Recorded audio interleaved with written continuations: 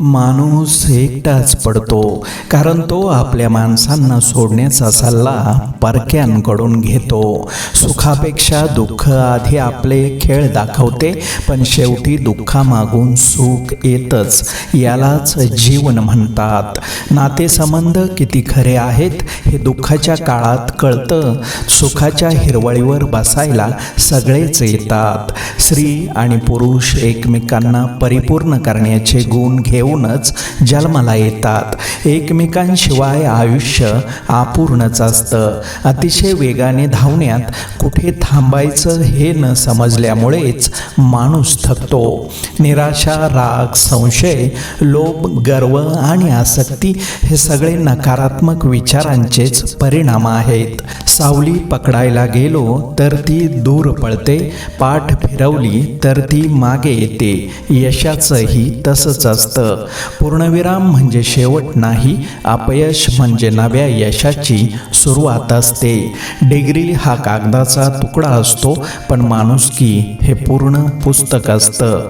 आयुष्यात सगळं मिळतं, पण जे शोधतो तेच मिळत नाही. शेवटी कळतं की जे बाहेर शोधत होतो ते आपल्या जवळच होतं.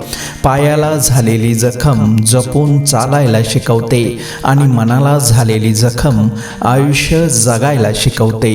आनंदी राहायचं असेल तर कोणालाही गरजेपेक्षा जास्त महत्त्व देऊ नका. निसर्गाने माणसासमोर दोनच मार्ग ठेवले आहेत, देऊन जा किंवा सोडून जा. सौंदर्य स्वभावाची कमतरता भरून काढू शकत नाही, म्हणून स्वभाव परिपूर्ण असावा.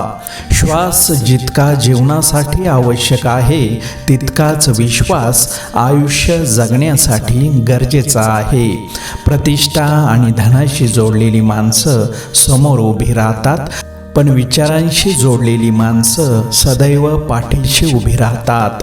दुसऱ्याच्या सांगण्यावरून आपल्या आपुलकीची माणसं तोडू नका, कारण काडी टाकून आग लावणे आणि नंतर शांतपणे अंग शेकत बसणे ही जगाची रीत आहे. लक्षात ठेवा, एखाद्या नात्यात फूट पडली तर ती भरून काढायला खूप वेळ जातो, कदाचित संपूर्ण आयुष्य. चिंता आणि ताण हे असे दोन पक्षी आहेत ज्यांना आपण आपल्या अवतीभोवती उडण्यापासून रोखू शकत नाही, पण निश्चितच त्यांना आपल्या मनात घरटं करण्यापासून रोखू शकतो. स्वभावाच्या प्रेमात पडलं की चेहरे आपोआप आवडू लागतात. भाकरीसुद्धा दोन्ही बाजूंनी भाजली तरच छान लागते. त्याचप्रमाणे जीवनातही नाती दोन्ही बाजूंनी निभावली तरच चांगली राहतात. समाधान ही अंतःकरणाची सर्वात सुंदर संपत्ती आहे.